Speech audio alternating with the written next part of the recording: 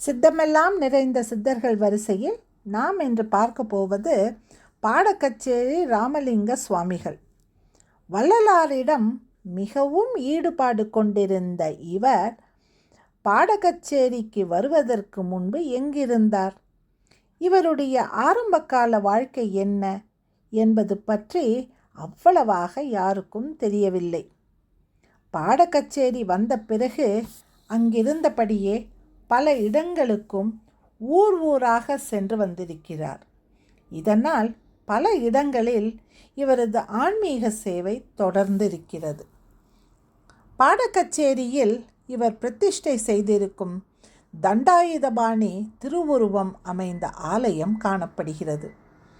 கும்பகோணம் மன்னார்குடி சாலையில் வலங்கை மானுக்கு தெற்கில் சுமார் 4 கிலோமீட்டர் தொலைவில் உள்ள கூட்டுச்சாலையிலிருந்து மேற்கில் 1 கிலோமீட்டர் தொலைவில் இந்த பாடக்கச்சேரி கிராமம் காணப்படுகிறது. ஏராளமான மக்களின் நோயை குணப்படுத்தி வந்திருக்கும் இவருக்கென இந்த ஊரில் இருந்த மடம் ஒன்று மிகவும் இடிபாடுகளுடன் காணப்படுகிறது.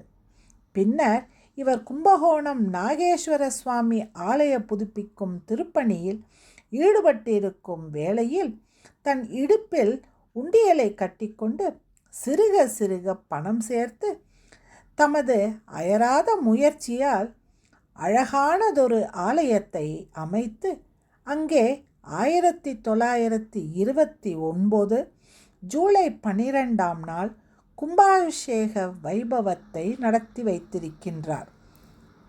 ரசவாதத்தில் வல்லமை பெற்றிருக்கும் இவர் கல்லையும் உலோகத்தையும் பொன்னாக்கும் ஆற்றல் பெற்றவர். சித்து விளையாட்டுகளிலும் கை தேர்ந்தவர். இவர் முக்தி அடைந்த தினம் ஆடிப்பூரம்.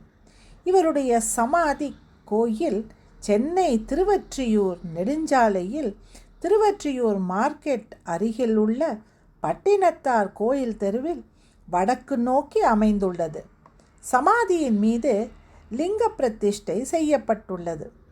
வள்ளலாரின் மறு அவதாரமாக விளங்கி வந்திருக்கும் பாடக்கச்சேரி ஸ்ரீ ராமலிங்க சுவாமிகள் இன்றும் இங்கிருந்து தம் சூக்ஷம வடிவில் மக்களுக்கு அருள் புரிந்து நல்வழி காட்டி வருவதாக சொல்லப்படுகின்றது.